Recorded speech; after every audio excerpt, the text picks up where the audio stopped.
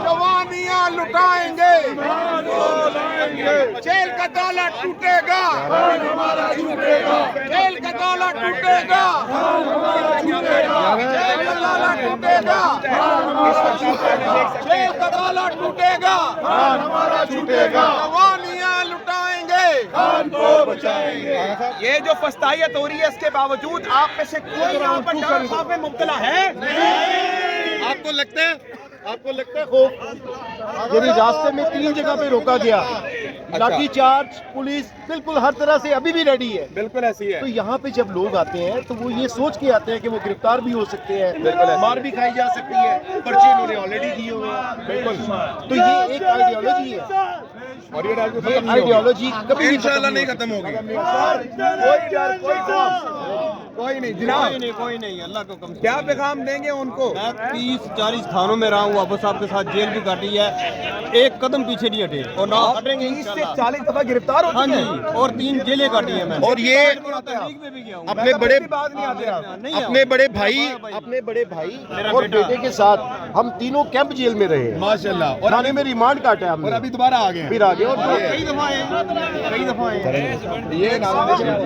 पता इस वक्त नाज़रीन किराम जी सर कोई डर कोई खौफ? आप तो हमारे चेहरों से लगता है कि हम डरे हुए हैं। हमारे घरों में ये 40-40 लोगों को रोज़ाना रेड कर रहे हैं, भेज रहे हैं, हमारे घरों वालों को डरा रहे हैं, हमारी लेडीज़ को, बच्चों को इन्होंने डराया हुआ है, घरों के ताले दरवाजे तोड़ रहे हैं और हमारे बच्चे इतने खौफज़दा हैं कि ये हम पता नहीं कोई दहशतगर्द हैं। लेकिन अल्हम्दुलिल्लाह हम पहले भी डटे हुए थे, अब भी डटे हुए हैं और डटे रहेंगे और इंशाल्लाह ये हमारे चेहरों पर खौफ और ऐसा कोई आलम नहीं देखेंगे जो ये देखना चाहते हैं। इंशाल्लाह ये वो लोग हैं जो 2026 के हैं और इंशाल्लाह खान की रिहाई तक इंशाल्लाह अल्लाह के हुक्म से ये लोगों का जज्बा आप और भी ज़्यादा देखेंगे और इंशाल्लाह ये लोग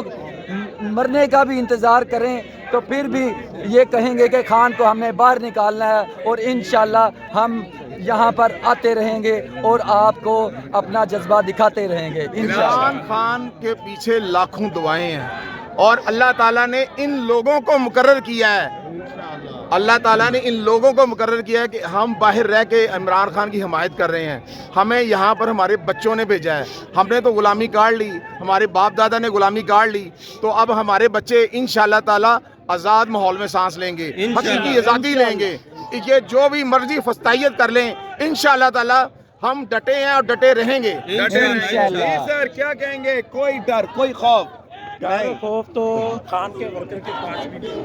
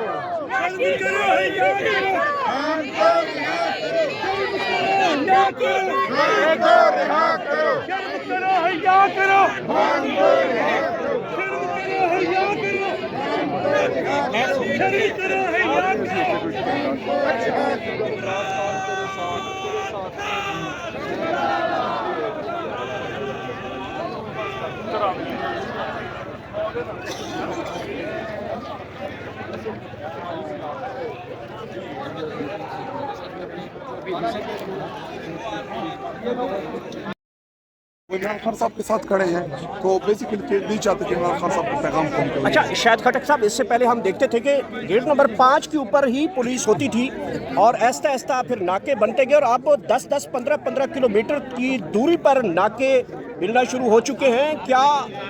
ये तरीकाकार जो है कहीं रावलपिंडी की हदूद में नाके न लगे तो क्या कहेंगे? आज जहाँ पे नाके लगे हुए थे, बैरिया टाउन, इधर चक्री, पीछे जो है वो रावलपिंडी DHA तक नाके लगाए गए। पिंडी ना पूरा बंद कर दे कि PTI वाला कोई भी अंदर दाखिल ना हो सके। बेसिकली तो ये बदलाहट का शिकार है, डरपोक है, डरते हैं। जालिम इंसान जो होता है वो डरता बहुत है, तो ये जालिम है और ये डर रहे हैं इस वक्त اور دوسری بات یہ کہ یہ ناکے جدھر لگائیں یہ جہاں پہ بھی کرے یہ دیکھیں قوم تو پہنچ گئی ہے اور یہاں پہ تو ہم نے کوئی ایسی وہ یہاں پہ ہم نے جلسہ جلوس تو نہیں کرنا یہاں پہ تو ہم اپنے لیڈر کے ایسولیشن کے خلاف آتے ہیں جو سب سے امپورٹنٹ بات ہے جو آپ کو بتانا چاہیے میڈیا کو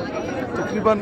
7-8 ماہ سے زیادہ کا عرصہ ہو گیا کہ انہوں نے ملاقاتوں میں رکاوٹیں ڈالنا شروع کی اور ہم جب بھی آتے ہیں جب بھی بیٹھتے ہیں الحمدللہ ہم پرامن طریقے سے بیٹھتے ہیں اگر یہ مسلم لیگ نون کے پٹواری ہوتے یا 2 نمبر جیالے ہوتے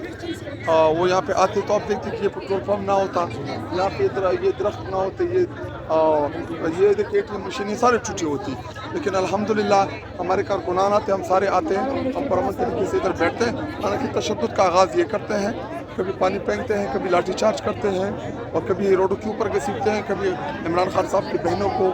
نورین خانم کو انہوں نے روڈ کے اوپر ایک دفعہ گھسیٹا علیمہ خان صاحبہ کے اوپر انہوں نے پانی پھینکا ان کو گرایا ایک دن نورین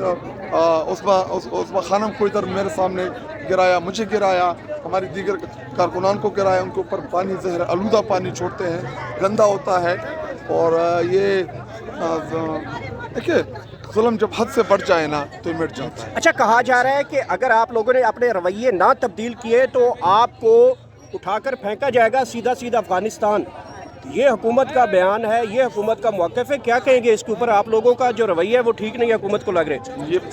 پہلی بات یہ کہ یہ